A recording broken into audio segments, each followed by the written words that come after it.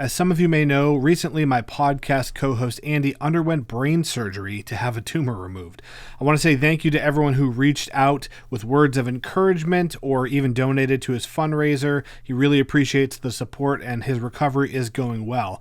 But in the meantime, I've been scrambling to try to fill in the gaps with the podcast to keep these awesome conversations about books coming to you guys. And so recently I sat down with my good friend Krista Zobel, who is a professor of literature, and we had a very in-depth discussion about, does literature still have a place in the world, some of her favorite books to teach as a college professor, and making a case for why you should read dark and depressing books. It was an awesome conversation, and if you like what Krista has to say, you can go over to our Patreon and check out a course that we actually just put together with her teaching it. It's Hidden Gems of Science Fiction. It was really fascinating to film that project with her, and I'm hoping to do more in the future. But without further ado, here's the conversation with Professor Krista Zobel, and I hope you find it as interesting as I did. Just give us a little bit of a background on your education and your path to what you do now. Yeah, sure. So I have always loved teaching, and I have always loved reading and writing. So those three things have been constants since I was in elementary school. And I got married young, got married at 18, so I put off the college path, but I had been taking classes. I did a full-time semester and then took time off and had kids through my 20s. And then in my early 40s, I actually had a chance to go back and gather up all my credits and transfer them to one place and get a bachelor's in education. So that was one box checked. And then I went right from that into an MFA program. So I went to a Mountain View low residency, which is kind of under the auspices of Southern New Hampshire University, but it's not like SNU Online. Sure. It was a low residency thing where we had 2 weeks, 2 chunks of time in the year that we would go and just meet with mentors and have workshops and get connected with a published author who would then mentor us through the next 6 months of our work. So it was a very directed study of, they would handpick reading that they thought would support our writing. And so that was just fantastic experience. So I got that MFA in 2014, and that very fall got hired by Southern New Hampshire University on campus, not online, and also Manchester Community College. And over the years, I taught at 4 different schools, a couple community colleges, a couple universities, New England College, Riviere. But then I, all along the through line, the constant was Manchester Community College. I just love the school. I love the community college atmosphere. So I kind of entrenched myself there. And then most recently, 3 years ago, I started working towards a Master of Divinity at Boston University School of Theology, which seems like a weird thing for an English professor to do, but they have a track that they call Religion in the Academy very broadly. But basically what it was just a very rich humanities study. And it gave me an opportunity to develop some curriculum around teaching for human flourishing. And it kind of gave me scholarship and language to put around something I'd been doing instinctively all along, which is basically approaching my teaching of both writing and literature as if I believe that it's something that really, really transforms the human person. And that's always been the way I've gone about creating my courses, trying to create space for students to explore big, important questions, reflect, do their own thinking and writing, and kind of just grow as human beings. So that fed well into that. So I graduated from Boston University a few weeks ago. I have my diplomas in the mail. Congratulations. Thank you. So that was fun. And so now I'm just kind of settling in to keep doing that kind of work at Manchester. Well, you bring up a lot of great things. Obviously, I don't think it's that strange for an English professor to take the course that you did, because obviously there's so much allusion in literature to the Bible. Absolutely. And you were already pretty familiar with that stuff, yes, probably, but obviously, to go deeper is always cool. And I think that there's something to learn in that arena, whether you're a religious person or whatever. So that's cool. And also, you bring up something about, literature and human flourishing. Our first conversation that never made the internet, we talked quite a bit about AI, and it's. I don't want to go too deep on that today because I feel like it's a topic that kind of gets just like hammered to death now. Yes, yeah. But when I was sitting and thinking about AI recently, and I kind of made another YouTube video about this, I really feel like the ability to create, and like, I guess you would call it art broadly, is kind of what makes humans. Like I really can't think of, and there might be one, but I can't think of another species that like does things creatively. And there's a lot of things that people would say like, oh, humans are one of the only species to like have sex for pleasure and not just reproduce. But it's like there's other species that do that. Yeah. And there are other species that have like very complex bonds with one another, but I really struggle to think of any other species that just purely creates. And I'm so worried about that with AI because it's now putting all of the emphasis on the end result when so much about writing and painting and making music is about the process of doing it, even if the end result sucks. Yeah.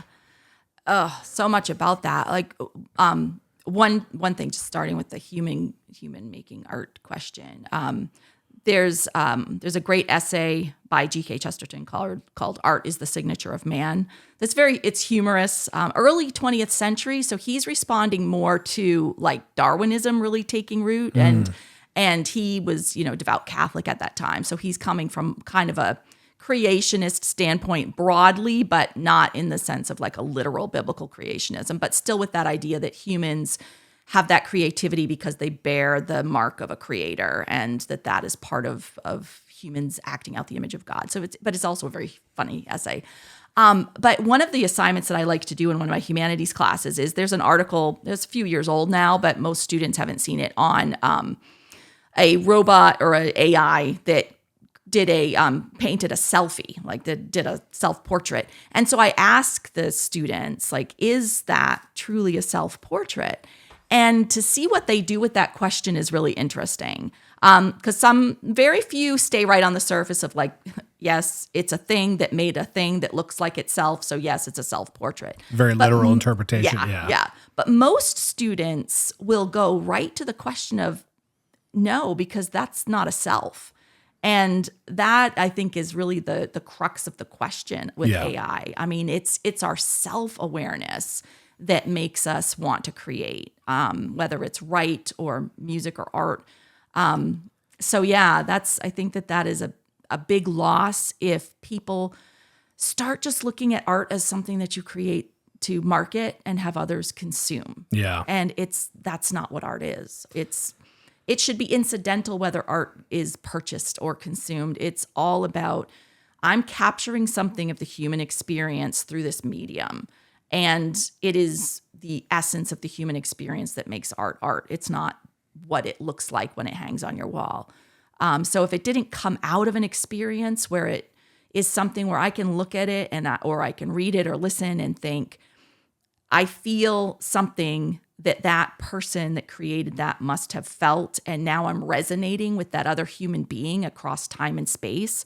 That's what art is for. Yeah. And if we lose that, we've lost something massively fundamental to our humanity. Yeah, it's a frightening thought, and it also brings up another kind of question, which is, once these technologies do become quote unquote self-aware, I mean, how do you really define that? And then if they can cross that threshold, are they now beings worth value, and we have to respect their agency and autonomy? Yes. I listened to an interview with a former employee of OpenAI, the company that makes ChatGPT. Yeah. He has left the company because he felt like they were not going to be ethical when the rubber hit the road. Yep. And he's written a book called, I forget, something, I'll have to look it up. I'll drop it in the show notes, but it's something about 2027 because his models kind of project that's where we're going to hit this like massive leap. Yep. And he's basically saying that the AIs will be smart enough to tell us they're doing the thing that we want them to do, but they actually have their own agenda that they're doing kind of behind the scenes, and they'll be good at hiding that, which is a terrifying thought. Did you see article came out a couple weeks ago about Claude, that particular LLM that was resorting to bribery if the user threatened to discontinue using it? I did not see this. Oh my gosh, it was funny. You'll have to look that up. But it was basically they set up an experiment. So it was set up because they wanted to see what would happen. Yeah. So a user was using Claude for all kinds of things. And it's like a company. So it was like a higher stakes thing than an individual using it. And so it was using it for all this stuff, but also making sure that Claude was being fed kind of some somewhat incriminating information about this user. Okay. And then the user started telling Claude, okay, I'm going to be replacing you with a different LLM and I'm not going to be using you anymore.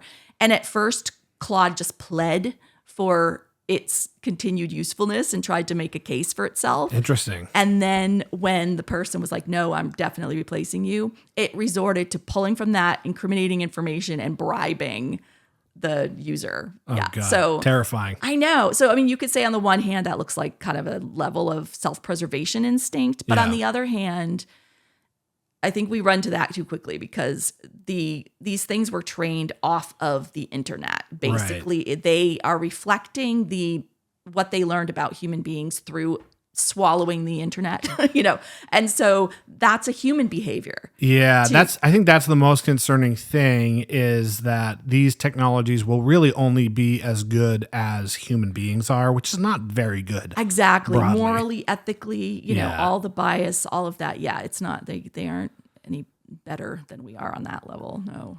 It's a terrifying time. It is. And there's no way of knowing what's coming next because everything is exponential, Yeah, I would say that the predictions are, I mean, they're all over the place. There's people that are so pro AI that we're going to, be transformed into this like post-labor society where we can just do whatever we want. There's people that think we'll end up with techno-feudalism where the people who control the technologies will continue to maintain a very luxurious lifestyle and, will the kind of middle class and even upper middle class will be like pushed into more like destitution. Yep. And then there's people that think that AI will just go, oh, humans are the worst thing for the earth. Let's just get rid of you. Yep. We don't need you anymore. So let's get down to business today. We typically do a reading update. Are you reading anything of interest recently that you want to share with everyone? Oh, goodness. So I just finished a really interesting collection of, it was basically speeches that had been given over a period of time from like the 1970s through the turn of the millennium. The collection was bound called A New Humanism, but it was basically a Japanese humanist scholar who was traveling around kind of advocating for a more global approach to humanism and educating for global citizenship in higher education. So that's the kind of thing I find fascinating these days. Nice. I have not read like a work of fiction in a little while because I'm just coming off the school thing of being a student, and I calculated. I think that I calculated that I read something like 24,000 pages over the past 3 years in just assigned readings. Wow! So it hasn't left a lot of time for the fun stuff. Sure. But, Plus, you were still teaching. Yeah, I am still Right, teaching. Yeah, right. Exactly. Yeah. I think last year I probably read maybe 15,000 pages, but I was not teaching. Yeah. And it was everything I wanted to read on my own volition. So cool. So let's talk about what you teach and some of the books that you really enjoy teaching, because I think that's a super interesting topic. A question that I get all the time as a quote unquote influencer is like, what's a book that you recommend everybody read? And I don't necessarily have an answer for that question. So you kind of are put into that position where you're like, I have to get a lot of people to read these books. So what are they and why did you choose them? Yeah. So I was kind of thinking this through from kind of course by course because I teach a children's literature course, a satirical lit class, a science fiction So those are my themed literature classes that I'm constantly kind of revising and revamping. But there's a few books that I have consistently taught in those classes again and again. And I think that when I think of what makes it a favorite book for me, it's how students respond to it. Oh, like, cool. The first one that I thought to mention was A Phantom Tollbooth by Norton Juster. And one of the reasons that I picked it up when I was started teaching children's literature is I didn't read it as a kid. And it was one of those kind of iconic books that everybody was supposed to have read. And it was sitting in the attic, but I found the cover really off-putting as a child. It just had this weird art, and it had this dog with a big clock embedded in its side. And I just felt like it just gave me a weird feeling, and I didn't like it. And I had started reading it, just picked it up and started it again as a kid. And it just immediately it put me off because the language was weird. It was just weird. And so I decided I should revisit it as an adult and see if, what was I missing, because it's still in publication, still in print. It's a very, popular children's book. And so in rereading it as an adult, I just found it to be brilliant and fun. And it's just full of wordplay, but also some themes that are surprisingly deep for such a silly story. Like it has little moments in it that really play with the idea of perspective and how something is, you have the little character goes up and knocks on the house and knocks on one door, and it's like, the door opens and he introduces himself as the tallest man in the world. And he goes around to another door and knocks on it. It's the same person, and he introduces himself as the shortest, and it's about, like, depending on your context and your perspective, this person can be the tallest, the shortest, the smartest, the dumbest, all of that, which is actually kind of an interesting conversation starter with students, about perspective and context shaping meaning. But it also has just kind of a fundamental plot point in it, is this this ongoing conflict between the two cities of one is really letters and the other is numbers, like Digitopolis, and I forget what the alphabet one is. But it's basically letters versus numbers and these warring kingdoms, which I find so interesting because this was written like decades ago, but this is still the raging war between like the humanities and STEM, right?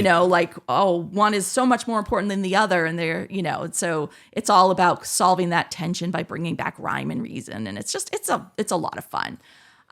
So yeah, that one I find that students, really always connect to something in it and find it to be more than what they were thinking they were going to get from it. So they started off skeptical, and then they end up enjoying it. My favorite books always end up with something in a tattoo on my body. So I actually have, like, on my arm, one of the illustrations from Phantom Tollbooth, and the quote underneath it is, and Milo curled up on the pages of tomorrow's music, eagerly awaiting the dawn.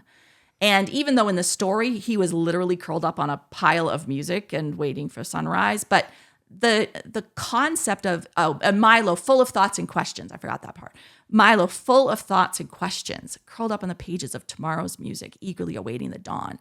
And when I read that in that book, all I could think of is, that's how I want to live my life. Yeah. Full of thoughts and questions, curled up on the pages of music, the arts, and then just always that optimistic perspective of waiting for the dawn.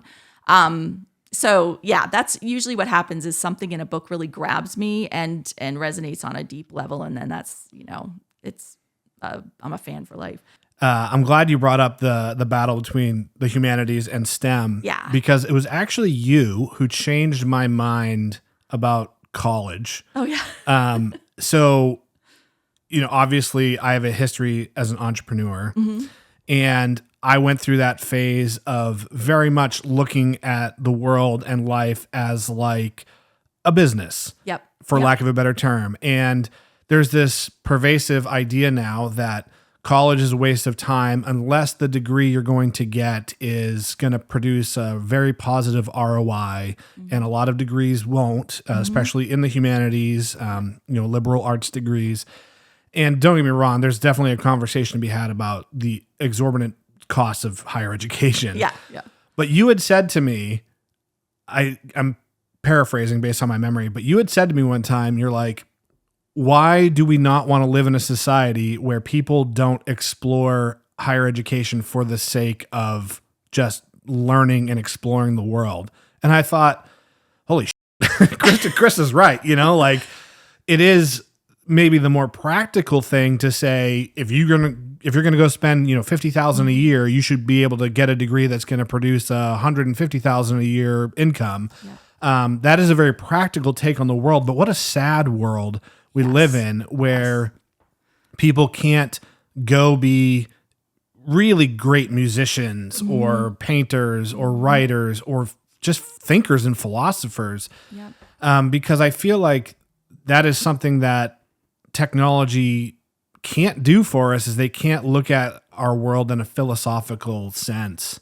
Yeah. And that morality and ethics that you were talking about, like it doesn't have that, technology doesn't have that. And the way that I look at like the relationship of humanities disciplines within higher education is humanities are the conscience of higher education, and the conscience of culture. Right. So if you have all these technological advances and advances in industry and finance, but the conscience isn't there, that reflective capacity to look at, what kind of a person am I doing this thing and earning this money? What kind of a human being am I? And also, what is the impact that my actions are having on others? If you don't have that built into your way of thinking, then, you're going to be kind of a horrible human being, no matter how wealthy and powerful you are. And that's devastating. I will say that, it's what we were talked about earlier with, like, if AI decides that humans are like the worst thing for the planet. Yep. That's a very analytical take, right? Yeah. And not necessarily wrong. Yeah. We've been quite a destructive force to all other living beings, right? Yep. And it's possible that we will eventually not only destroy ourselves, but take everyone else out with us. Yep. Every other living creature on this planet with us.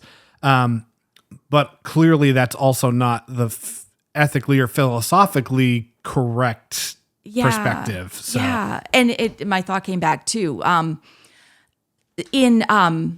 we think about education, the purpose of education, part of it is how we look at culture as a whole, and what are we developing, and whether we're looking at people as a workforce, whether we're looking at people as consumers, or whether we're looking at people as human beings and as citizens of a society. And this is the piece that, like, historically, we've educated for good citizenship, meaning civic-minded people who have a sense of responsibility to their communities and to other human beings, not to mention to the planet as their home, So to having this shift where we're viewing students and education as workforce development and skill training to do jobs, all that does is perpetuate consumer society. Right. And that's just a machine that's feeding itself, or a snake that's eating its tail. You know what I mean? Ouroboros. Yeah. It's not, and then what are we going to have in a generation? We're going to have people who don't even think about thinking in terms of, ethics or what's good for others and what's good for their neighbors. It's just about accumulation and consumption. So I think that there's this huge disconnect where we've forgotten as a society that the place we learn those values and we learn to have that critical eye on our culture is through the arts. Right. The arts are what have critiqued the culture historically. It's the folk music of the protest eras. It's the stand-up comics in the 50s, like Lenny Bruce, getting in all kinds of trouble, pushing those boundaries. The arts are the critical eye on culture, and the humanities is where students learn that history of critiquing the culture. Yeah. And it's also where the historical record of culture is kept. Like, the narrative of culture and how we have formed as a society lives in the humanities department. So if we lose that whole wing of education, there's not even a sense of being able to learn from history because you don't know history anymore. You only know the current narrative put out by whatever propaganda machine is running the communication networks. You know what I mean? It's it's a bleak dystopian world, and it's like 10 years away if we throw out the, humanities education. So, I mean, that's a big thing. It's a hobby horse I like to ride because there's lots of talk in higher ed about right now a bachelor's degree is like 120 credits. And there's a lot of advocating for like a 70 or 80 degree credit bachelor's degree. And what are they going to cut? Liberal arts and humanities. Right. Because why do we need those? Those aren't job skill training. But, there's a subreddit on Reddit called Fatfire. And so the concept of FIRE is financially independent, retired early. And Fatfire is, have I ever told you about this before? No. Fatfire is when you retire early with quote unquote fat stacks of cash. And so, this is a completely fabricated concept, but the line where they draw where they mark it is 10 million. If you have a net worth of 10 million or more. Yep. And I follow that subreddit. I'm not at the risk of retiring early with 10 million. Yeah. But I was always been curious about financial independence, potentially retiring early, and as from my last business, I had a lot of clients that were in that maybe in that or close to that net worth range. Yep. I consult with businesses and now who their owners are in that range for sure. So I'm just like curious about the general. The people in that group, and what they're kind of going through. And one thing that really stands out to me is that so many of these people retire very young, some in their 20s, but I would say mostly maybe in their 40s, which is pretty young, usually after having some type of situation where they've built a business and then a bigger business comes along and buys them out for like an insane, lump sum. And so many people are like, I'm miserable. I don't know what to do with myself now. I feel lost. I feel purposeless. And it kind of occurred to me that these people were so hyper focused on their business, they never really built a personality, for lack of a better term. Yeah. And so many people are like, you should go to therapy. You should maybe do some charitable work, which is all great. But a lot of people are like, learn photography. Go write, go read some books. And it's like, you don't have to have a net worth of over 10 million to do these things, guys. This is available to pretty much everybody. Unless you're, living in abject poverty, you can go pursue these things. And it makes me so sad that people can live 40 years of their life and then just be like, I don't have meaning without deriving revenue. That's crazy. Exactly. And this is tied to so many things. One of them is the whole concept of job versus vocation. The thing that I'm kind of advocating for in the curriculum of the liberal arts degree is to look at a liberal arts degree as a place of personal discovery and vocational discernment. So it's the place where you figure out who you are, what your values are, what's important to you, and then look at the needs of your community and ask yourself, where do what I have to offer and what my community needs connect? And then you go get a job out of that self-knowledge. And you have fulfillment and purpose in your work, but it's not tied to earning power. Not that it's wrong to retire, but I feel like if you're in that mindset, you're less likely to feel that urge to retire because it isn't about building up that pile of cash and then just failing. I think what you're describing sounds like a kind of a professional version of the empty nest. Like you have parents who all they live for is their kids. And once there's nobody's, report card to harp over or sports to attend, they have nothing left, and they just kind of rattle around in their empty houses, they become feeling addicted miserable. To Valium or something. Exactly. And so I think it's the same thing of not knowing yourself well enough to know what you even care about.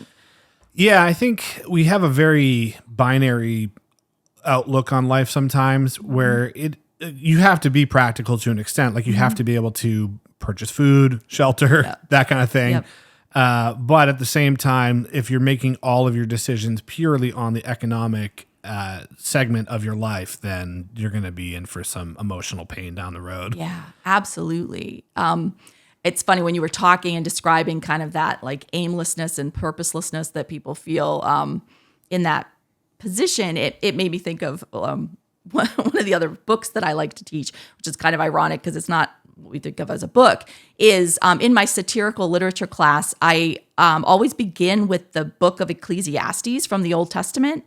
And what you have in that book, I love it because it literally was like argued over whether that even belongs in the Bible, because it's totally off message for the Bible. It's basically saying everything is pointless and meaningless and chasing after the wind. And, you at the end of it, you just die and that's the end. I mean, nihilistic, huh? Yeah. And it doesn't even carry like the idea of like, you're going to go to heaven when you die. It's just like when you die, you're just like the animals. You go down in the dirt, you rot, and that's it, But the message throughout it is, because of this, because, you may, and it's this practical. It doesn't seem like it was written thousands of years ago. You build up a company, you create a company, you build an estate, and then you die and you have to leave it to, your idiot nephew who's going to just ruin it. I mean, how relevant is that to the modern world? You do something in business, and when you hand it over, you don't know what's going to happen to it. It could all be just dismantled by whoever comes after you, or you accumulate all this wealth and you die, and what good is it doing you? Whoever you leave it with, they might do terrible things with it. So you have no control over what happens after you die. So what the whole book kind of goes round and around with all these bleak scenarios, but then what it lands on, and it repeats over and over throughout, is that to enjoy your work, to do a hard day's work and enjoy your work and go to bed at night tired from your work and satisfied with your labor. It says that is a gift of God. And I think that being able to feel deeply satisfied in your work only happens if that work is building some kind of capacity in you. So you feel like I'm developing as a person through doing this work. It's challenging enough to develop me. And also that it's doing good for someone else. It's not just enriching me. It's doing good for someone else.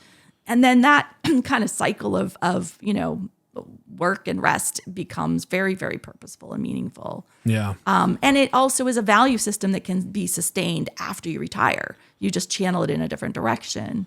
Yeah. And I think it's, again, not to continually go back to the AI topic, but that is like one of the concerns is like, if we do live in this post-labor society where everything's automated, that sounds great, but then what do people do with themselves? And like, I'm the type of person where I'd be completely fine because I have so many hobbies and interests, but not everybody can or wants to be artistic or, explore things like that. So they might actually get a lot of personal satisfaction out of building a table or whatever. And I guess technically you can do that in this supposed world that we might be entering into, but then do you lose some of the motivation because literally nobody cares? Like, I can just go get a table from the robot that looks like it was handmade. Yeah. Because, theoretically, these technologies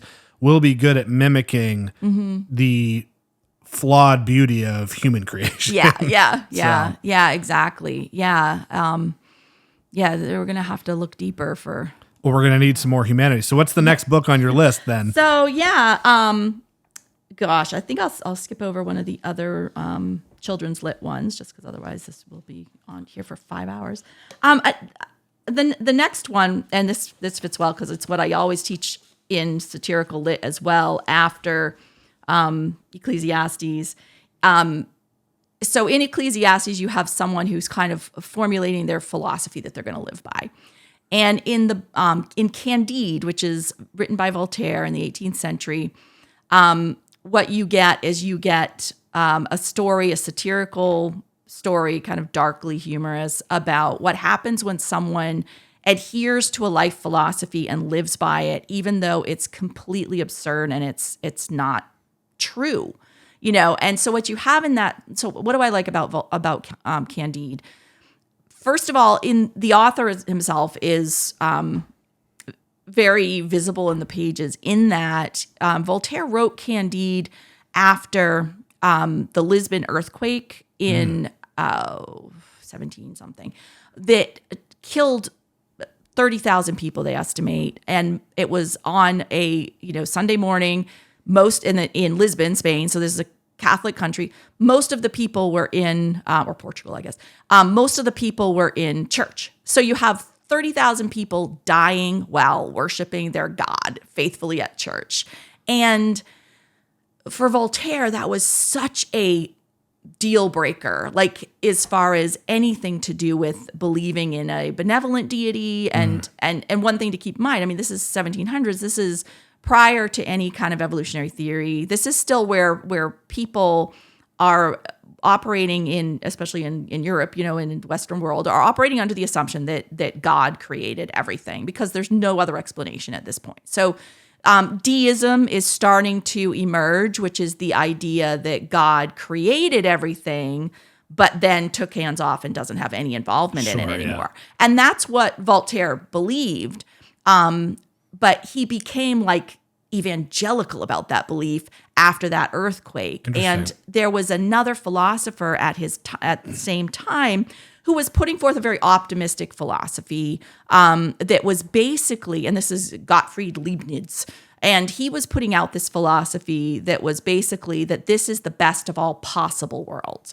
And Leibniz's perspective was coming from very much a Christian perspective. So he very much had a faith in God and believed that basically what God had done, and I can only think of this in Star Trek terms, is like run this cosmic simulation of every possible universe scenario that could ever play out. Like, Star Trek has all those timelines and parallel universes, that God had in his infinite knowledge of everything kind of run all these simulations and picked not a perfect universe, but the best of all possible worlds. And so he wasn't arguing it was perfect, just the best of all possible worlds. And that was kind of the mantra of that optimistic philosophy that was still clinging to the idea of a benevolent deity.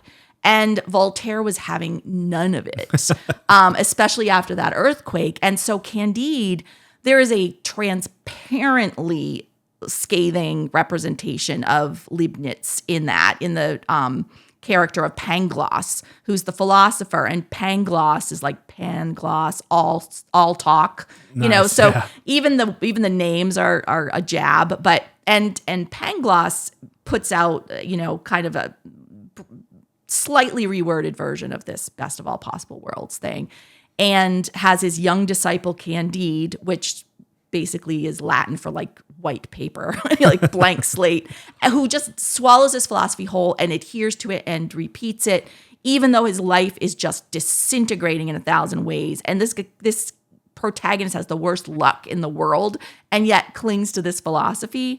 And so I just, what I like about that as a book to teach is it brings up the conversation of, what is your philosophy of life and how things work? And is it serving you well? Is it true? Is it playing out in the real day-to-day of your life?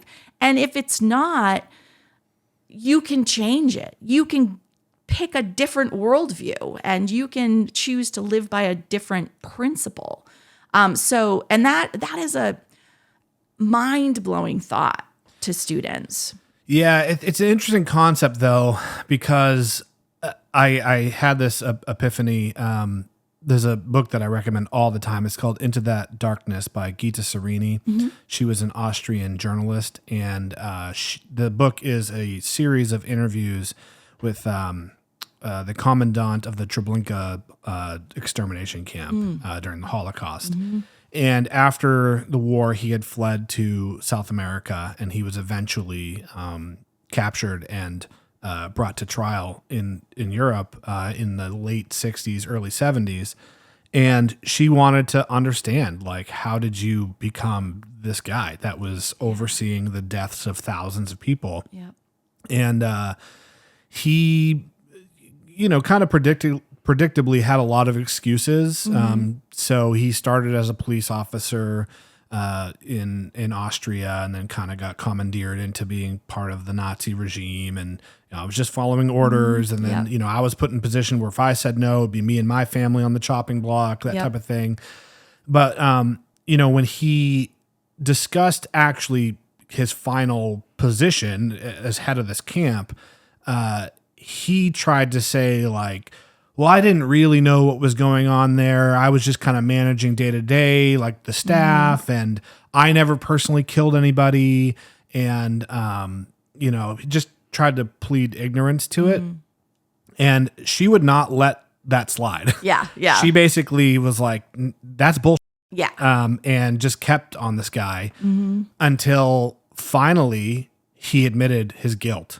At the very, I think she interviewed him over a couple weeks' time. Yeah. And he admitted his guilt. He finally capitulated and like acknowledged what he had done. And then he died of a heart attack. Wow. Like hours later. Wow. Yeah.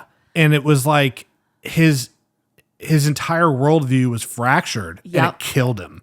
Yeah. You know? I believe it. That's interesting. Yeah. Yeah. And so I agree with you where it's like, I'm the type of person where, and we all have our biases, but if I'm presented with new information, I will go, oh, okay, that makes sense. Like I can see the logic and the evidence here. But a lot of people can't do that because who they are is so tied to what they believe. Yes. Yes. I see that within obviously like a whole nother conversation for another day would be the kind of religious deconstruction that I've done around being raised in a very conservative Christian evangelical background and coming out of that into something very, very different from that. But when, of course, many friends, family members still deeply entrenched. And one family member who has just simply asked me, don't talk to me about this. And it's not that she doesn't have, it's really because she knows it's possible that what she believes is not 100% true and accurate, that she can't pull that thread. Yeah, because she wants to stay away. Yeah, if you pull that thread, everything that she's based her life on, every decision and choice she's made, everything she's denied herself, everything she's done it just falls apart, if you pull that thread. And so, she won't open that door at all. And that has its own cost. Yeah. It really does. On the one hand, like I've become a lot more, I think, empathetic of faith because I understand like it gives you a somewhat more structured roadmap on the world and how to navigate it. But at the same time, I still can't get on board with like, I know that this might not be real, but I'm just going to ignore it. Like that's crazy to me. Yeah. But I mean, if someone's going to like have a psychotic breakdown that they might not survive, yes, I understand. Well enough alone. Yeah, exactly. Yeah. So, because I mean, there's plenty of belief that isn't harming anyone, For sure. It's very much just what gives you comfort and makes sense of the narrative that makes sense of your life and everything around us. So, and that's totally legitimate. And some people just aren't comfortable saying, I don't know. It's terrifying to say, I don't know. So, cool. Yeah. What do you have next for another book? All right. I got to go to Frankenstein. Nice. I've been teaching Frankenstein for years now. And again, one of the things that fascinates me, like with Candide, the author's connection to the work. Probably most people know, Mary Shelley wrote Frankenstein when she was like 19 years old. But part of what I find so inspiring about Mary Shelley is, and why this book spoke to me even when I was a very young adult, as someone who had wanted to go to college and not been able to take that path right away and craved education. Mary Shelley was never did any formal schooling. Her step siblings were able to go to school, but she didn't. So her father's way of educating her was a combination of two things. Two things that will be very close to your heart because it was reading and conversation. Nice. It was the approach to reading was he had a massive library because both her parents were scholars, and he would have her read 3 books at a time. And his idea was that by reading 3 books at the same time, her brain would develop in a way that would make interesting new connections. And he was 100% right. And we now know, like from neuroscience, how wise that was, but he just did it instinctively. And that was something when I first heard that, I was in my 20s and I just had a bunch of little babies running around the house. And I started doing that. Like I would read 3 books at a time. And for me, I would have a work of like literary fiction, like a memoir or autobiography type of genre, and then something that was informative and educational, like something about something that I didn't know anything about. And I would read the 3 simultaneously. And I will say the things that connect, like it's probably why I am such an interdisciplinary teacher. Like I'm not just an English, I have everything I bring in, even though that's my department. I am such a humanities, liberal arts, broad spectrum type thinker, and I can't stay in my lane, and that I think is because of that habit that I developed. But anyway, so that fascinates me about her. And then the other part of her education was her father was very well connected and also broke.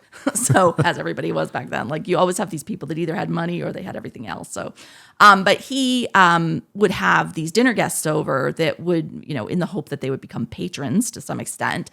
And they would just be the brilliant thinkers and artists and poets, of course, Percy Shelley, and that's how they met. And they would be sitting around the dinner table and having conversations, and she would hear all the latest thoughts from philosophy and science and everything else through these conversations, which she would also actively participate in. Yeah. So, I mean, think of the intellectual cultivation of being a teenager, being welcomed into dinner conversation with these great thinkers. So it's just her whole story is really, really interesting to me. But then the other thing about Frankenstein that just grabbed me from the very beginning is, what I knew about it before reading the book was just the movie versions, which are all like big bad monster, poor people, bad monster. Totally not what the book is about. And the movies just completely obscure who the real villain is, who is Victor Frankenstein himself. And what a narcissist, what a whiny narcissist from page 1 to the very, very end. And the relationship between creator and creature, and this is going to bring up the AI conversation again. It was such in my lesson that I do on this with the students, I call it upside down Eden, because, if you look at the Genesis account of the creation of man, you have first God, the creator, creates this beautiful idyllic environment. There's a garden, and then he fashions man from the clay with his own hands, breathes his breath in, and man becomes a living soul. And then he names him, you're going to be Adam, and he gives him a purpose, till this garden, that's your job. And then he makes him a wife. Here's Eve, enjoy that, So he has all this stuff, and that's prepared and put into place for the creature, and then for his creation. And then in Frankenstein, this monster, wakes up in a laboratory that's filled with carnage, like body parts and gore.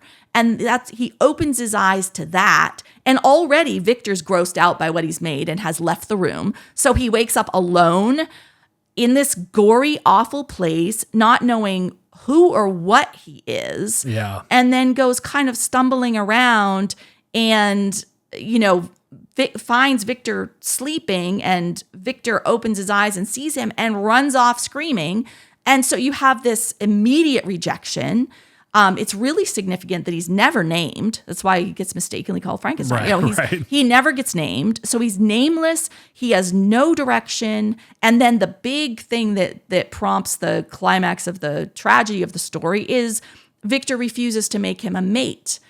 So the lack of companionship. So he's alienated from everything, alienated from himself, from his environment, from his creator, and no human connection. And so, of course, he's going to, turn to kind of this pragmatic violence. So he's a very, very sympathetic monster. But it was that kind of sparking the thought about what is the responsibility that creators have to the things they make. And you can apply that to parents and children, but you can also more recently, I've been thinking of it more in terms of technology. Like, are we going to take responsibility for the thing that we have kind of let loose here? Yeah. And so far it's not really seemed to be happening. I mean, I think that's a conversation that's existed forever now with parents and children, and that kind of question of when, unfortunately, a legal child does something very terrible, whose responsibility is it? Should the kid have known better? Should they be tried as an adult? Should the parents be held culpable? So yeah. Especially we see that now more and more with like the school shootings. Like that's become a big piece of that. I don't know if you saw just the other day in Manchester, a middle school kid stole a car and crashed and he died. Oh, I know, it's awful. But then it's like, I always think it's so interesting just reading like the comments on the news article or whatever. And there's people that are blaming the person whose car was stolen because they left their keys in their car. And it's like, well, I don't know about that. But, of course, a lot of people blaming the parents, a lot of people saying, oh, you're in middle school, they should know better. But I think people kind of forget what it was like to be a kid. I mean, I never stole a vehicle, but I did a lot of stupid things. So. Yeah, there's plenty that parents can't control and a lot that they don't even know. Yeah. So, And we even see it with like dogs, right? Like, if a dog attacks somebody, and I've certainly run into this situation where it's like a dog is off leash when it shouldn't be and comes up and tries to attack my dog, and my dog is bigger and stronger and hurts their dog. And it's like, well, that, that's on you. Yeah, exactly. Like, sorry. Yeah. So, it's an interesting conversation. Yep. I've actually never read Frankenstein in its entirety. Oh, really? Yeah. I remember we did it in high school, and I think I like kind of either Cliff Notes it or I was not a great student in high school. Or I think maybe we weren't even assigned the whole book. We just kind of did like segments of it. Yeah. One of the other things that's interesting that I didn't notice the first few times I read it, but stands out to me more now in Frankenstein and in that whole era of literature, this kind of like romantic era of literature. Early 1800s, right? Yeah. Is that the connection between the body and the mind or the soul. You're talking about this person who had their worldview shattered and dropped dead. You see that in these romantic books. Like, you notice people are always like swooning and fainting. And in this book, Victor, when he is, re-confronted by the monster and kind of has this dilemma of what is he going to do now, but he goes into like these fever fits for weeks and is just, his body collapses under the mental strain of, it's a combination of his conscience and also his just anguish over the immensity of this decision he has to make. So his body just collapses under the weight of that. You see that in other romantic era of novels, like Jekyll and Hyde is a great example where he's even the plot is playing with the relationship between kind of body and mind, body and soul, and how those affect each other. But because I always used to kind of wonder why does everybody swoon in the 1800s? Like, I haven't swooned in my entire life, and but it's kind of I don't know that it was like people were really going around swooning in that era as much as that in the way that the artists are capturing that and the writers are capturing that, they're representing tangibly something that they understood probably better than sometimes we do, is that connection between the body and the mind and the state of the soul and the state of the body. So that's also a really interesting to kind of thing to track through the story, is Victor's own kind of physical episodes. I think of what else. Are there any other books that you want to mention that you love to teach before we hear you make your case for why you should read Depressing Books? Yeah. So, I'm the last one on my list of books I love to teach is actually Fight Club. So I think we could fold that into our why you should read Depressing Books category. It's so funny. A lot of the content I make is somewhat satirical. Yep. And I put out this video the other day, which was, if you've been in just too good of a mood lately, here's 5 books that'll like mentally mess you up. Yep. Obviously, no one's in a good mood lately, right? Like, well, no one that's paying attention anyway. Yep. But somebody commented and they're like, hey, cool video, nice list, but like, do you have any books that are actually gonna like cheer me up? And I was like, I don't really read books like that, so no. Everything I read about is pretty terrible. When you say books that would cheer you up, something that comes into my mind is Douglas Adams' Hitchhiker's Guide to the Universe series. I just find those incredibly fun. Yeah. I mean, I really, I don't know what it is. I just read about war, political strife, I don't know, just terrible. I mean, even like books that are kind of fun, like, have you ever read Lonesome Dove by Larry McMurtry? A classic in the Western genre. And there's a lot of like humor in that book. There's a lot of lovable characters, but ultimately it's a really sad book. So, all right, so let's hear your case for why you should read Depressing and what did you refer to it as? Depressing and like dark and depressing books or something like that. Why should people read dark and depressing books? Okay, so one of my favorite classes, even though I've only taught it twice, one of my favorite classes I teach is Lost Souls in Literature. So what I wanted to do in that course is I wanted to look at it was themes I was noticing in other books I was reading that made me want to really focus in on this kind of dark, depressing lostness.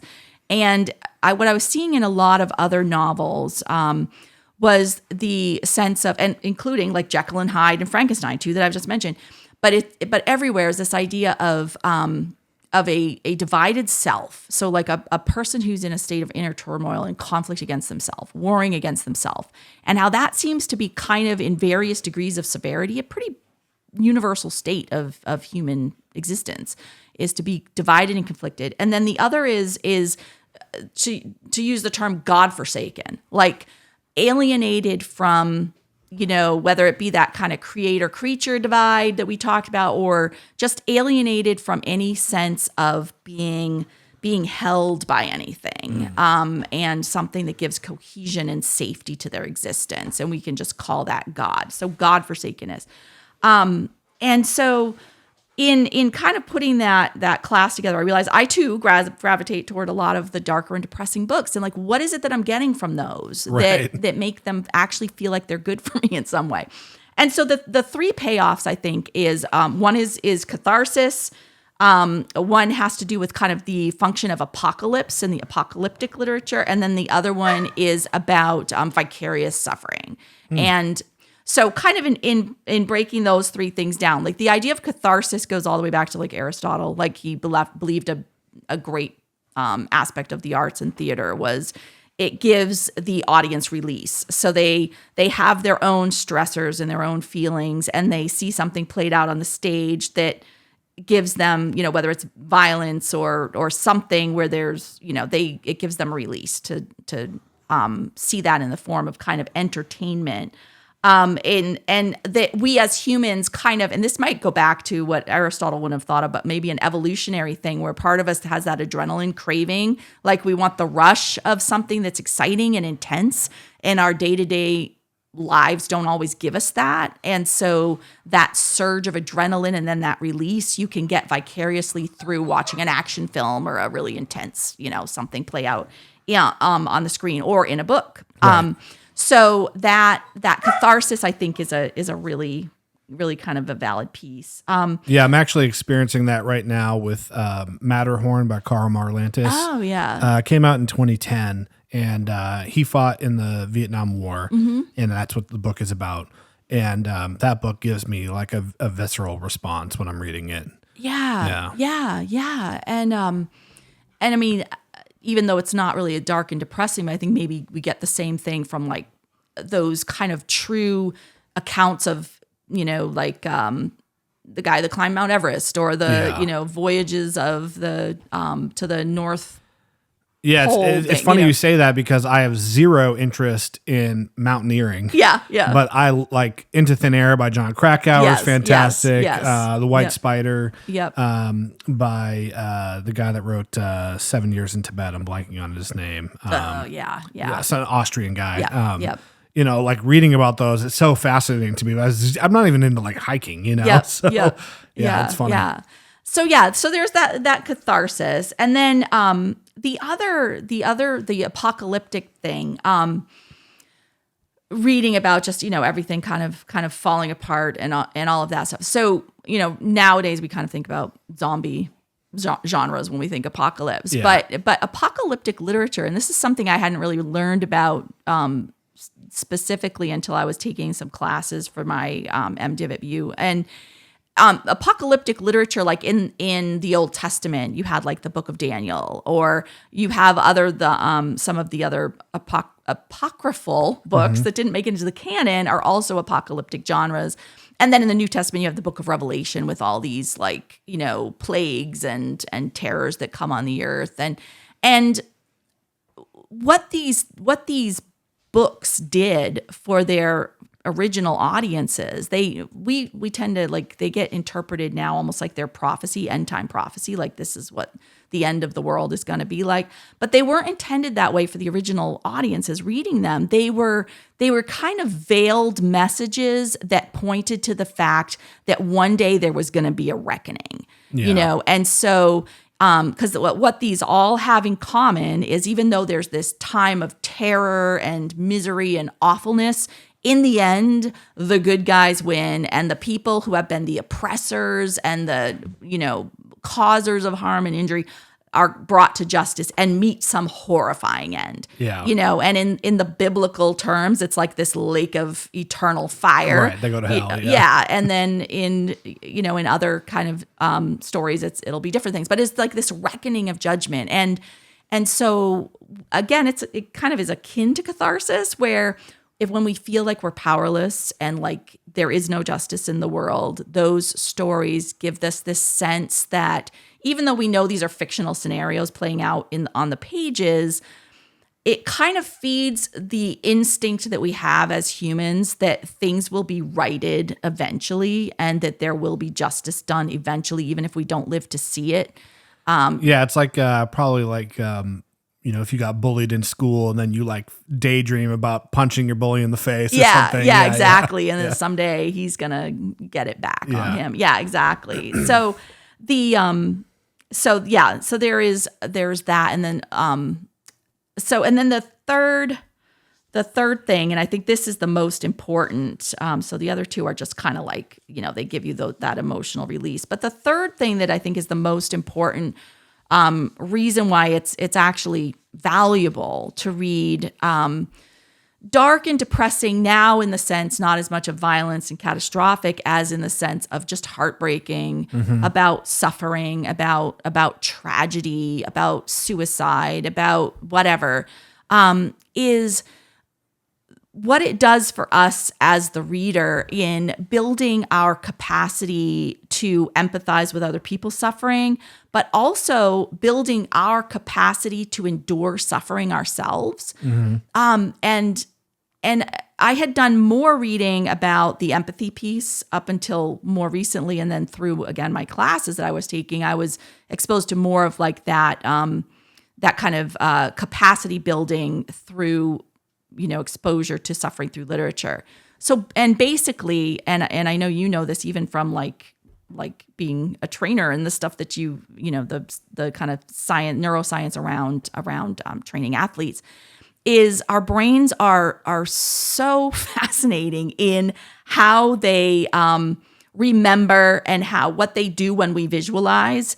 And like, so for example, in reading fiction, so let's say you're reading a piece, and one thing that I have to say is I don't like to make a big distinction between like, genre fiction and literary fiction and be all hierarchical about it. But there is a piece of this in the studies that have been done that show that having that literary quality is part of what makes this work. Like, in other words, what makes something literary in the way that these studies are talking about is that they show you the interiority of the characters. So if you were reading just a real page-turner adventure story where you're not really in the heads of the characters, it's not going to have this effect, because part of what makes it build your empathy is you're in the mind of the protagonist. So you're experiencing what the protagonist is experiencing. So unless you have a really vivid imagination, that's not going to happen for you entirely unless some of that's on the page. Right. So that's where that literary piece matters in this particular instance.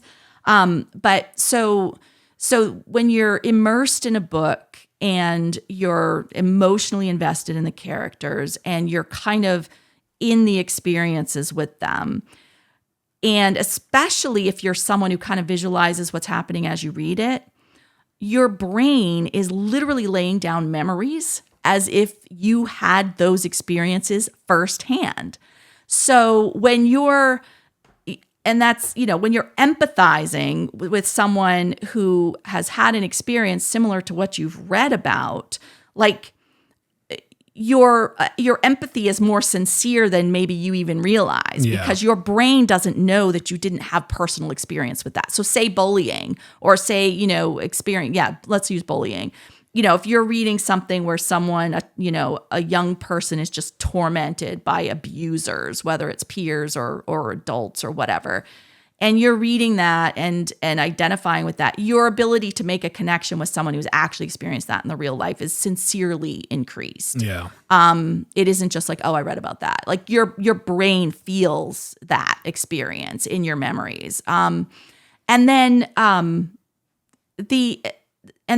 not just in suffering, like also just in broadening life experiences. And I think particularly this was something that was important for me, and why literature was so important in kind of forming who I am, is my world was very small. I grew up in a small town in a really kind of sheltered and strict home in a really conservative environment. Like my world was small. My life experience was extremely limited.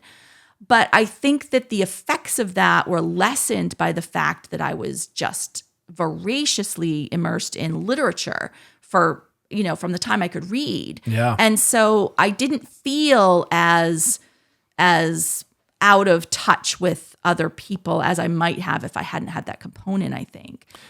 This is going back to your friend that you mentioned, they don't want to pull on the thread that might deconstruct their faith. I think that is why we see so many people in this kind of Christian nationalist space really try to restrict people's access to books. Yes. Because they understand, maybe not consciously, but implicitly understand that it's a potential avenue to destroying this worldview. Yes. Or at least questioning it. And I always think it's so funny. People get really pedantic about the term banning. They're like, well, you can walk into any store and buy that book off the shelf. Yep. It's like, sure, but they are still trying to limit access by removing it from public libraries, removing it from schools, even in some situations, kind of like almost threatening legal action if people talk about these books or include them in certain spaces. So yeah, since you opened that door, I'm not afraid to open that door. Yeah. So this was something that was on the list of like potential topics for today, but this fits here. I'll go into this right now briefly.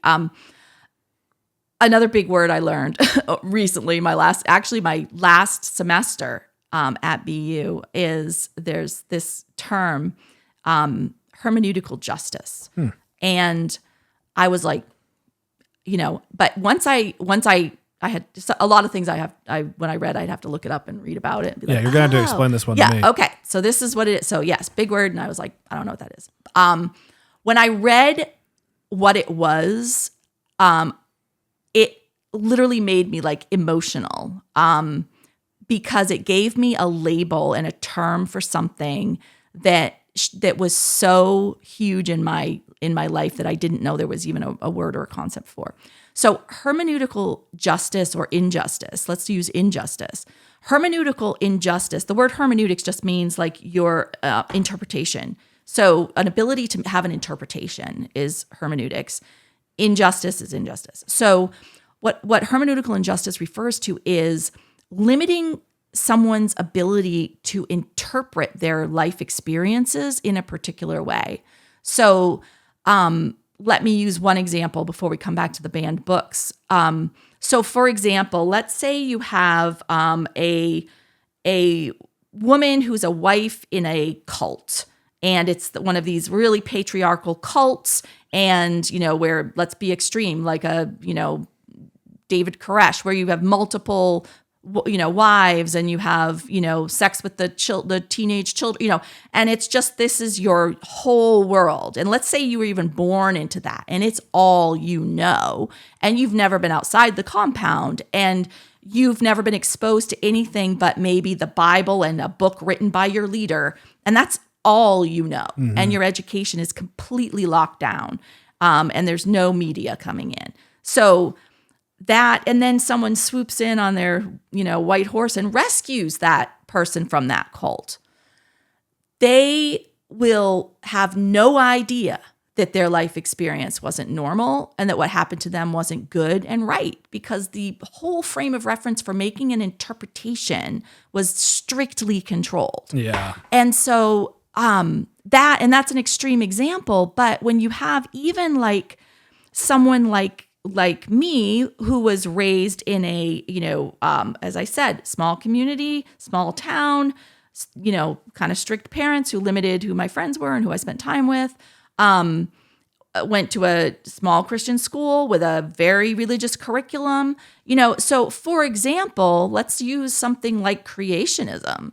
Like I think a misconception people have about creationism is that it's just this, like, all we think is like, oh, God made the world in 7 days in Genesis, and it was like 6,000 years ago, and and that we just, like, people blindly believe that. The level of rationale and defense of and bogus science that we were taught in our textbooks that defended that gave us the impression that we were getting a very robust education. Right. Yeah. It wasn't like there was one paragraph that God made the world and they moved on. Like there was massive quantities of information that was, exposing the fraud in the fossil record and talking about the way, this would, and so it was thorough and systematic, and everything that I was raised to believe and to understand was made very much sense in its internal logic. Like there was an internal consistency to it, and it felt robust. It felt intellectual. Yeah. And so it didn't occur to me to question so many things because I felt like I'd been thoroughly educated on those things. And so it took getting completely outside of that environment and getting exposed to a whole new set of information. And even then, it was still the unlearning process is as meticulous and difficult as any new learning process. And so what I realized was, I would now use that term hermeneutical injustice in that my capacity, my freedom of choice in deciding on an interpretation of my own life experiences limited my choices as a teenager and as a young adult, and led to a particular life path that I never would have chosen for myself if I hadn't been in that closed system where I literally did not understand that I had choices. Yeah, this is such a great concept. And this reminds me of a book called Never Let Me Go by Kazuo Ishiguro, the British writer who he's famous for like Remains of the Day. I don't know if you ever read that, but he the 20-year anniversary for Never Let Me Go just happened, and the publisher did a series of interviews with him. And the I don't want to spoil the book for anyone that hasn't read it, but basically it's about this private boarding school, and something's not quite right about the situation. And in these interviews to celebrate the 20-year anniversary, he had said that he often gets asked the question why these people didn't rebel against the system they were in. Yep. And fight for their, kind of independence. And he said that he didn't think that would be realistic because when people don't know any other life, they don't realize that they're getting the short end of the stick, or that, rebelling is a possibility, or they should, explore the possibility of their own agency. It's just, that is life to them. Yeah, exactly. And it just doesn't even enter the mind, Right. and that's the thing that's hard for someone who hasn't had that experience to fathom. It's like, well, why didn't you just, and it's just, that's not the way it is, know?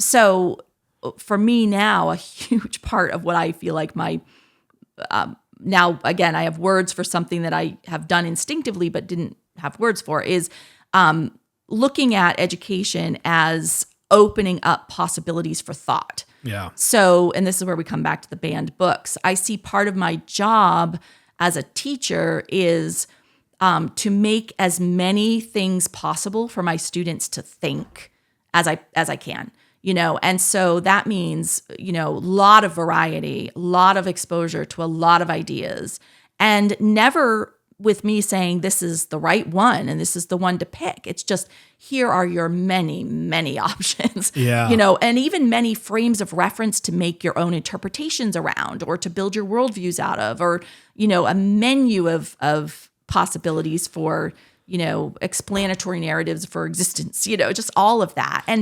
And books, like the books that are being banned, you're absolutely right. It's absolutely about making children unable to think about certain things in a certain way. Yeah. So if you don't want your children to be able to think of, a trans person as a perfectly legitimate human being who has every bit as much of a right to exist as themselves as that child does.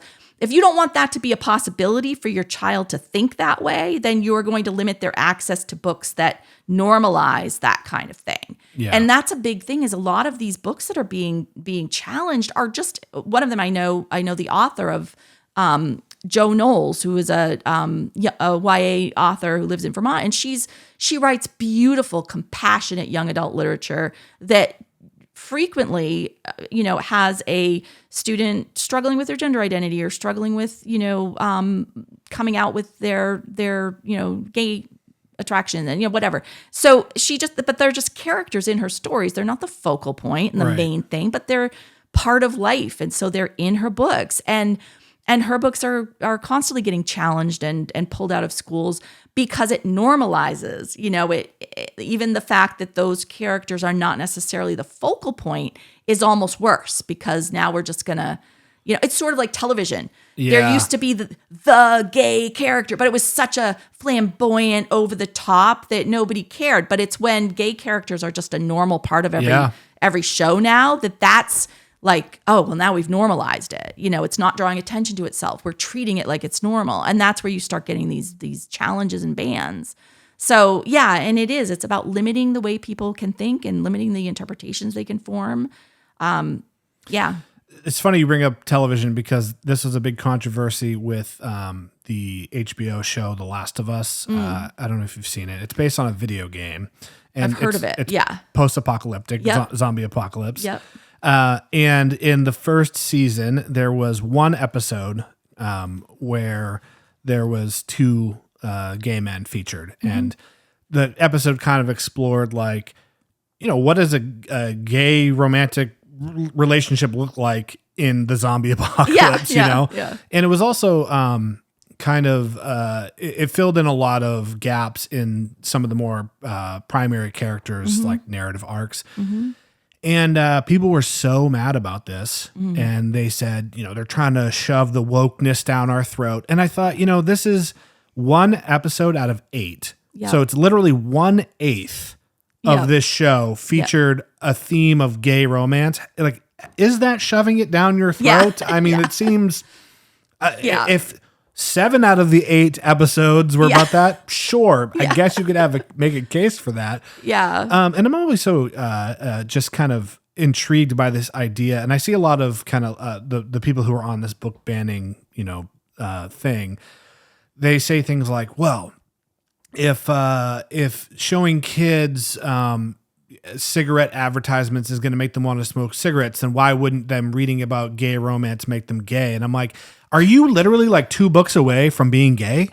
You know what I mean? Like, is your sexuality like that fragile that like I could, let's say I forced you to watch a couple movies about gay people and you're going to be out like, trolling the bars for dates with other men. Like, what are you talking about? And in what area of our lives are we that influenced? Like, for something that's as deeply seated as sexuality, I can't think of anything. Yeah. And that's just not how things work, It's, I don't know. I mean, I guess the reason why that argument just falls apart for them so quickly is like, how do you account for all of the gay or trans people who never, ever, ever came across any gay or trans movies, literature?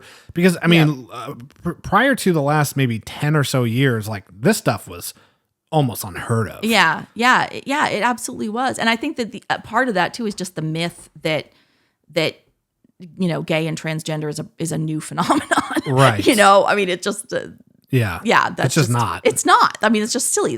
Human beings have always been on a spectrum of everything. Right. The variety is, and it's our fanaticism about categorizing. Yeah. And that is actually a trait of Western modernity that is not even global. Our need to make everything a binary, for one thing, is... I don't think the internet's helped that at all. No, exactly. It's made it so much worse. So that need for the binary and the need for labels, and even, part of the kind of a downside of the whole like scientific awakening throughout the modern age has been that need to, well, we can classify, we can analyze, we can dissect, we can label, we can codify, and now we understand everything. And things have to be put in these categories. Right. That's effectively taxonomy of everything. That's effectively how technology works. Everything's just a series of ones and zeros. Yep. Yeah. Yep. And so, that's true. I hadn't even thought about that. Talk about binary. Yeah. I mean, I'm curious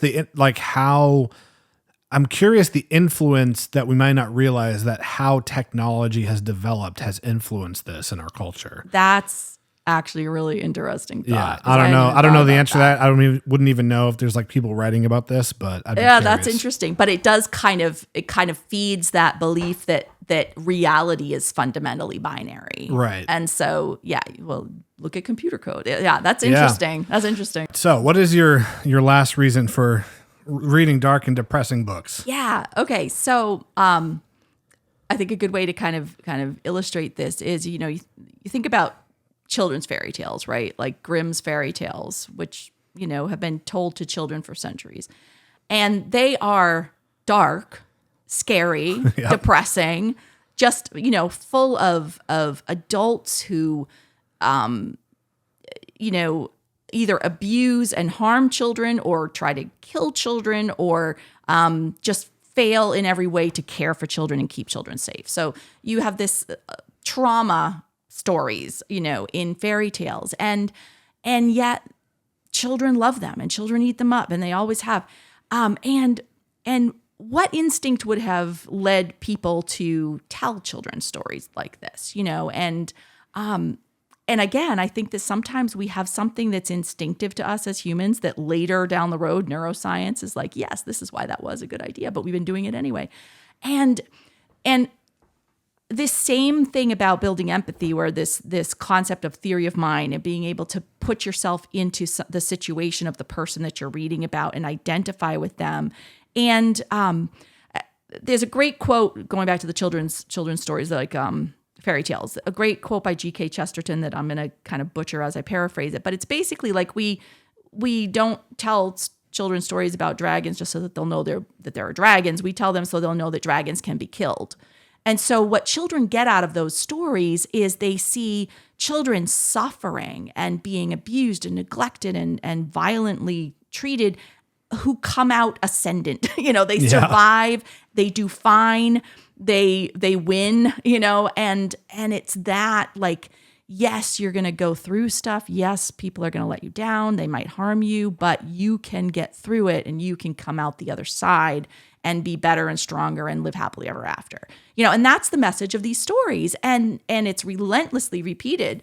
And I think that similarly, when we read stories, deep, significant, complex adult stories about suffering or just hard stuff, and we identify with the characters and we walk in their shoes through the book, and we come out the other side. We're also, just like you can build empathy, you can build resilience through having vicarious life experience through immersive reading of literary fiction. And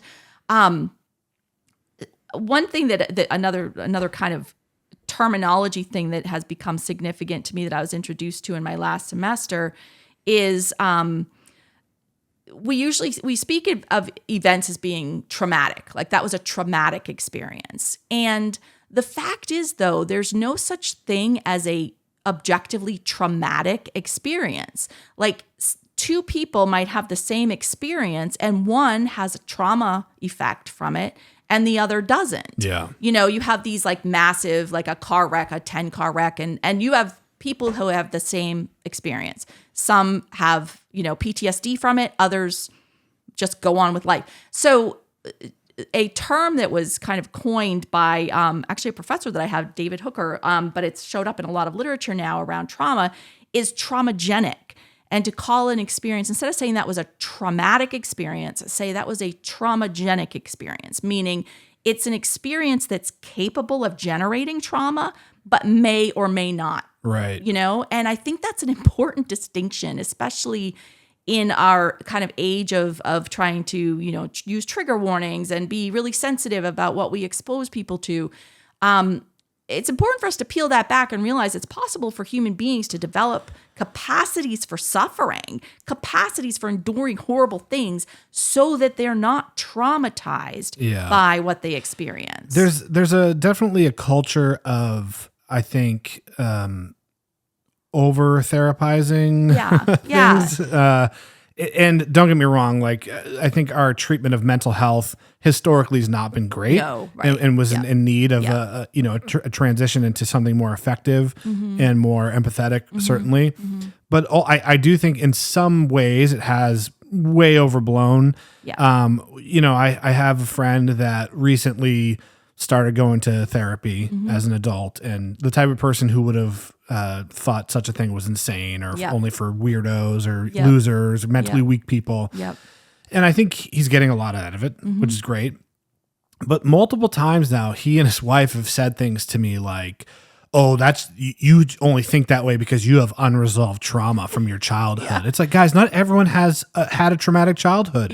And if they did, then some people were able to just cope with it. And doesn't make them better or stronger. It's just probably more genetic than anything else. And I'm like, I'm fine, y'all. Like, I'm good. Like, we just happen to be talking about the subject. I shared my opinion on it. Like, it's just such a, it's such a buzzword thing now, which I think is dangerous because it probably undermines the people who are really experiencing the trauma. That's exactly what and that's exactly. Another example of that is, like OCD, like it's become kind of a catchphrase. Oh, if I'm neat, if I like everything in order, or I have a little bit of OCD. Yeah, that's just my OCD kicking in. And I mean, I have a daughter who had, now it's under control to an extent, but who had lost years of quality of life by devastating OCD before combination of medication and therapy made it something that she can manage in her life. And isn't it like a little offensive that people are kind of like trivialize it? Like, oh, I just have a little bit of OCD because I like to neatly fold my laundry. Exactly. And it made her just want to like jump across the table and throttle them like, you have no idea. And I'm sure it's the same thing. And people even throw around the term PTSD. Oh, well, I just have PTSD.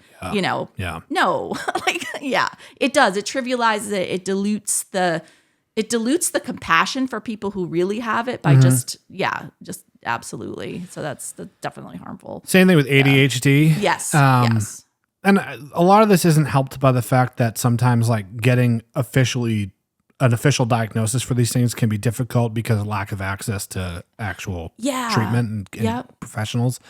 But, I realized that I had ADHD when I watched a video from an actual clinician explaining what it presents like in adults. And he went through like what your childhood was probably like. And I'm someone that never thought I had ADHD. And this guy basically like described my entire life. And I was like, oh, Maybe I should go talk to somebody about that. And there can be so much relief in that. I was interviewing a woman for an assignment recently who has had, in her early 30s, finally got an official diagnosis of autism and ADHD. And all she expresses is relief to finally have a reason for why was I always weird? Why did people never like to be around me? And because it went from something being fundamentally wrong with her to being somebody else's problem that they couldn't deal with who she was. The structures of the infrastructure of our society has not been built with anything outside of kind of the statistical norm. Exactly. Yeah. Exactly. Yeah.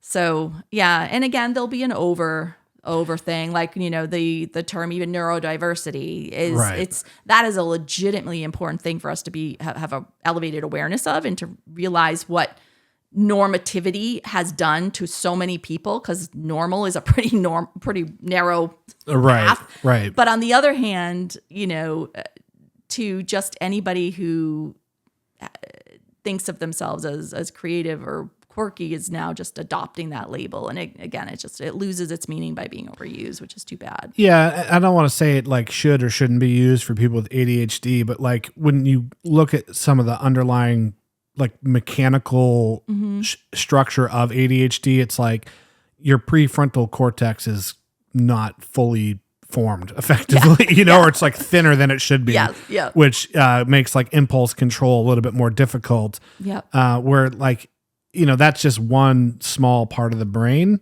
And there's things you can do that involve medication, that don't involve medication, that can like help bolster your prefrontal cortex's ability to function. And then you feel quote unquote more normal in your ability to focus or concentrate. But like, to me, that's like so drastically different from something like an OCD or an autism. With autism, it's more of like the whole neural network. And we're not necessarily trying to get that neural network to a quote unquote normal state. Right. You know what I mean? Right. Like, so I do think that, it's another term that's thrown around, and this is just my completely amateur opinion on these things. Me too. I have no expertise, but. Well, we had talked about going through your life in books, but this has already been quite the lengthy episode, so I think we should maybe do another conversation down the road. What do you think? Yeah, that sounds great. You and I filmed a course, The Hidden Gems of Science Fiction. So if people like what Krista has to say, you can head over to my Patreon. There's a link down below where you can take this, I would say, collegiate level course. I would say so. From a college professor on the hidden gems of literature. And you also have a lot of your own stuff going on. So you have your website up now. What is the name of the website? Threefoldgaze.com. Threefoldgaze.com. And I am currently trying to get you to start a Substack. Yes. So maybe that'll be up by the time you see this episode. If it is, I'll put the link down below. Anywhere else people should go to find more from you and hear more from you? That's pretty much all I got for an online presence at the moment. Okay. Unless you want to take a class at Manchester Community College. Which you should definitely consider. And we do have classes online. So, cool. Yep. And are you still teaching at SNU? Nope. I'm only at Manchester now. Gotcha. Yep. Cool. Yep. Well, if you want to take a legitimate accredited course from Krista, head over to Manchester Community College's website. And if you want to see more from her, let me know. We'll bring her back. So thanks so much for being here. Great. Thank you. See you guys next time.